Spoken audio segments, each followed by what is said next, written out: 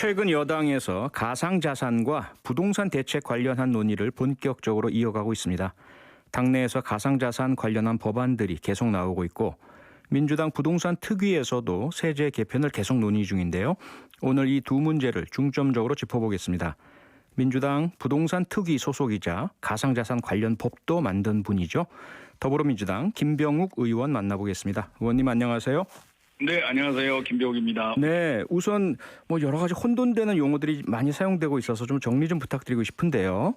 예. 언론이나 업계 등에서는 아직까지 가상화폐, 암호화폐 이런 용어를 많이 쓰고 있던데 정부에서는 그렇죠. 그리고 의원님 법안에서는 가상자산이라는 용어를 사용하시고 계십니다. 그렇죠. 이게 어느 것이든 써도 되는 선택의 문제인지 아니면 옳고 그름의 문제인지 가상자산이라는 용어를 쓰는 의미는 무엇인지 설명 좀 간단하고 명확하게 부탁드릴게요. 네, 저희가 이 법안을 만들 때 예. 암호자산, 암호화폐, 가상화폐 이런 여러 가지가 거론됐습니다. 네. 예, 그럼에도 불구하고 이제 가상자산으로 정리를 했는데요. 저희가 이제 화폐라고 하면은 교환의 매개체가 돼야 되고 예. 또 어떤 돈의 측정 단위가 돼야 되고 또 무엇보다도 그 가격 변동폭이 적어야 되지 않습니까? 예.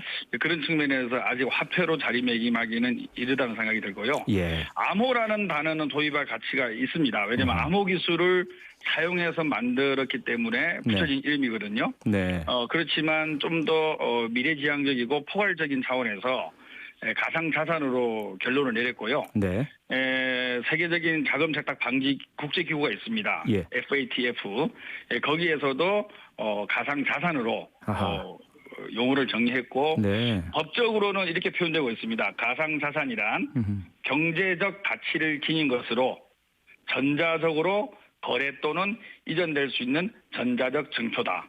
이렇게 정리가 되고 있는데요. 네. 우리가 일상적으로 쓰는 입장에서는 어떤 단어를 써도 관계는 없겠는데 법적 용어는 가상자산으로 정리했다. 이렇게 설명드릴 수 있겠습니다. 네네, 알겠습니다. 네. 그래서 의원님께서 이제 발의를 준비하셨고 내일 발의하실 예정이죠? 내일 발의 예정입니다. 네, 예. 가상자산법이요. 예. 이 법안의 핵심 내용이 무엇이죠? 네, 제가 국회에서 지금 정무위원으로 3년째 일을 하고 있는데요. 네. 2018년이었죠. 우리 박상기 장관님께서 국내에서 ICO를 금지하겠다. 그리고 거래소 폐쇄 이런 발언도 했었는데요. 예. 그 이후로 이제 국회에서 논의를 거의 못 하고 있었습니다. 네, 그럼에도 불구하고 몇몇 뜻있는 업계 관계자와 그다음에 법률가 네. 그다음에 언론인들이 함께 모여가고 제가 작년 7월에 TF팀을 구성했습니다. 예. TF팀을 구성해서 저희가 토론회도 한 7번 이상 했거든요. 네. 하는 와중에 이번에 이제 우리 상임위에서 은성수 장관님께서 이제 그런 발언이 나오는 바람에 이것이 급속도로 네. 이제 부각되고 있는데요. 네.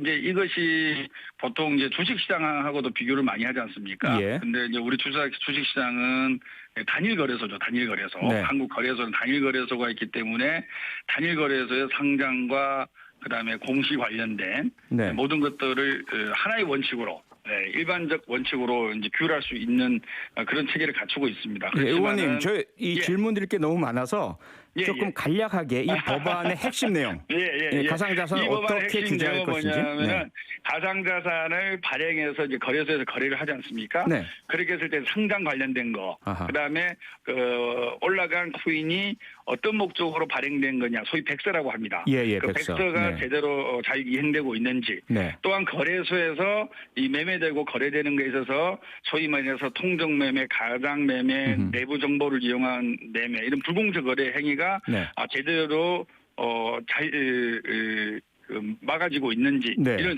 소위 모니터링이죠. 네. 주가 조작 관련된 모니터링을 거래소 또는 자율규제기구인 협회에서 예. 스스로 하게 하고 이런 것들에 대해서 거래소가 책임을 제대로 이행을 안 했을 때는 네. 그에 합당한 처벌을 부과하고 아하. 그 개인에게도 네. 책임을 묻는 그런 내용을 주로 담고 있습니다. 예. 예. 어쨌든 지금 그 의원님께서 설명을 해주시려던 것이 주식시장과의 차이점, 그래서 주식시장만큼은 아니겠지만 그와 준하는 공정거래를 위한 규제를 마련하겠다 이렇게 이해가 되는데요, 그렇죠? 네, 그런데 네. 이제 그 중에 핵심은 예. 금융이라든지 이런 네. 금융당국으로부터의 타율 규제보다는 예. 가상자산을 거래하는 거래소, 아하. 또 가상자산업 협회를 예. 통한 자율규제가 더 바람직하지 않느냐라는 생각입니다. 네, 왜냐하면 자율규제요. 저희가 네. 가상자산 블록체인 기술에 기반한 네. 이런 가상자산 산업을 키워야 될 책무가 있고요. 예. 또 이것들이 제대로 공정한 거래 질서 속에서 제대로 거래될 수 있게끔, 그래서 투자자들이 보호받을 수 있게끔 네. 해야 될 목적이 있지 않습니까? 예. 그런데 우리가 이 가상자산을 중심으로 한 거래소 시장에 너무 금융위라는 타율적인 금융기관이 강하게 개입을 하다 보면 네. 저는 금융위가 이 시장을 긍정적으로 보기보다는 아무래도 보수적으로 볼 가능성이 상당히 많다고 네, 봅니다. 자율규제를 중심적으로 하겠다 예. 이런 말씀이시고요. 그래서, 그럼 핵심이 금융위가, 아마도 예. 그런 말씀하신 대로 시세를 조정한다든지 투자자를 네. 유인하는 불공정 행위 이걸 자율적으로 규제하도록 하고 만약에 그 자율규제가 잘 되지 않으면 그 해당되는 거래소에 대한 처벌 규정을 마련한다 이거죠. 예, 정리 잘하셨습니다. 예, 그러면 문제는 뭐냐면 그 자율 규제를 해야 될 텐데 예. 무엇이 시세 조정 행위냐, 무엇이 불공정 행위냐에 대한 규정이 좀 명확하게 이 법안에 정리가 구체적으로 되어 있나요? 그거는 저희가 아까 말씀드린 대로 네. 가장매매, 예. 다시 말해서 가장매매. 거래가 예. 아주 많이 일어나게 현혹시키는 거죠. 네. 그다음에 통정매매, 매도와 매수 사이드에 서로가 약정한 가격과 수량으로 거래를 한다든지, 네. 그다음에 내부 정보를 이용한다든지, 아하. 정보의 예. 비대칭성을 활용해서 네. 내부 정보를 활용한다든지 이런 다양한 것들이 예. 기존의 주식시장 관련된 규정이라든지 이런 것들 다 정비가 돼 있고요. 네. 판례라든지 이런 부분에 다 정리가 됐기 때문에 예. 무엇이 불공정 행위냐를 판단하는 데는 그렇게 어렵지 않다고 어렵지 않을 생각합니다. 것을 보신다. 예. 자, 그러면 그러한 비록 자율규제 기반이긴 하지만 이러한 새로운 법이 이제 만약에 통과가 돼서 실행이 된다면 이것으로 이 코인 거래소에서의 불공정 행위 실질적으로 다 통제가 되고 잡아내지고 공정한 거래가 보장이 된다 이렇게 확신하시고 계십니까? 저희가 이제 시행 초기이기 때문에 확신한다는 말씀은 못 드리고요. 네. 그것을 최대한 우리가 방지하고 투자자들이 좋은 환경에서 거래될 수 있게끔 환경을 만들어 놓는 게 중요하다 생각하거든요. 네. 아까 말씀드린 대로 이제 거래소가 가상자산이 여러 개 있지 않습니까? 네. 그래서 지금 주식시장은 거래소가 한 개이기 때문에 그렇죠. 통제라든지 규율이라든지 이런 것이 오히려 쉬울 수가 있는데 네. 이 가상자산 관련된 시장은 거래소가 여러 개고 그리고 또 이 산업 자체가 어떻게 보면 출발점에 서 있는 거거든요. 그리고 네.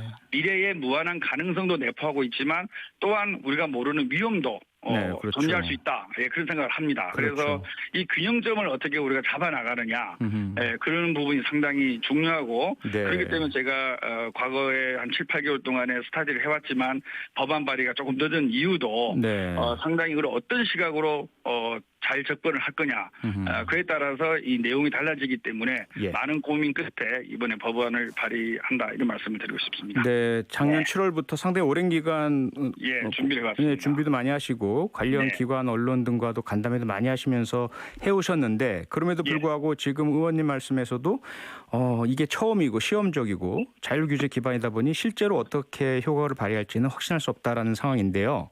네. 제가 왜 이 말씀을 드리냐면 지금 여러분께서 문자를 주고 계시거든요. 네. 가상 자산이기보다는 이게 투기 아니냐 이런 어떤 우려 그리고 앞서 이제 은성수 금융위원장 국회에서의 발언 말씀하셨지만 투자자들 보호할 수 없다 이런 발언도 나왔었고요. 네. 그러다 보니까 과연 이 법안으로 이 가상 자산이 제대로 제도권으로 들어와서 투자자가 보호될 것인가에 대해서는 여전히 의문이 많은 것 같습니다. 그렇죠. 예. 그런데 분명한 것은요. 네. 투자는 본인의 판단과 책임하에 하는 겁니다. 네. 예, 우리 국민들이 투자를 하지 않습니까? 예. 그 투자에 대해서 국가가 손실 났을 때 보장을 해주거나든지 네. 기타 불이익을 국가가 미리 이제 책임져 주진 않거든요. 네. 항상 본인이 공부하고 예. 정보를 취합해서 예. 본인의 판단과 책임하에 투자를 해야 된다. 네. 그 원칙 반드시 지켜져야 되고요. 네. 그리고 돈을 빌려서 하거나 예. 연끌 투자를 하거나 이런 걸 하시면 안 되죠. 그래서 항상 여윳돈으로 본인의 판단과 책임하에 해야 된다는 말씀을 드리고요. 네. 이 가상자산 산업의 미래와 그다음에 코인을 둘러싼 거래소의 전망에 대해서는 여러 가지 저는 논란이 있을 수 있다고 생각합니다. 네. 하지만 저희가 혁신을 일고 나가는 과정에서는 네. 도전이 필요하거든요. 예. 우리가 과거에 지금 우리가 IT 강국이었는데 네. 과거에 인터넷 기업들의 주가 버블 거품에 대해서 많은 얘기를 했지 않습니까? 네네. 그리고 실제로 사라진 기업들도 많이 있습니다. 네, 의원님, 그렇지만, 저희가 좀 예. 부동산 문제도 여쭤봐야 되는데 3분 남아가지고요.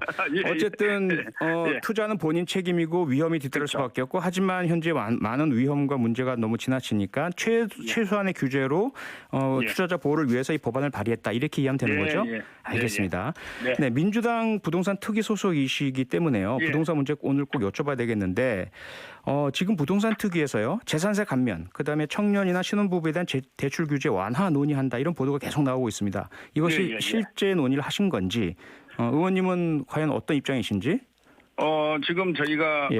내부적으로 논의를 하고 있는데 아직 공개적으로 말씀드릴 단계는 아니라는 말씀을 드리고요. 네. 저희가 이제 부동산 투기를 건절하고 부동산 가격을 안정시키기 위해서 네. 소위 말해서 수요 사이드, 수요 기반을 조금 억제하는 그런 정책을 써왔죠. 예. 그것이 대출을 규제. 적게 해준다든지 네. 또는 세금을 높여서 높인다든지, 이런 정책을 써왔지 않습니까? 그렇죠. 그런데 이제 수요 억제 정책만으로 이제 부동산 가격이 사실 좀 못 잡았죠. 예.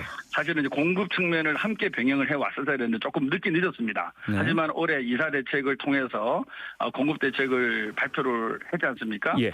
그래서 저는 공급 대책에 대한 확실한 시그널을 국민에게 주면 저는 네. 부동산 가격은 안정될 수 있을 가능성이 높다라고 보고요. 네. 다만 아까 말씀드린 대로 부동산 가격 안정을 위해서 수요 억제책을 쓰다 보니까 네. 실제로 내 집을 마련하려고 하는 청년들이나 신혼부부들이나 네. 또 내 집을 갖고 있는 사람들이 세 부담이 커지는 거죠. 네, 실수요자의 세부담이 커졌다. 그렇죠. 네네. 예, 그 부분에 대해서는 저희가 경청을 해야 된다고 생각하고 네.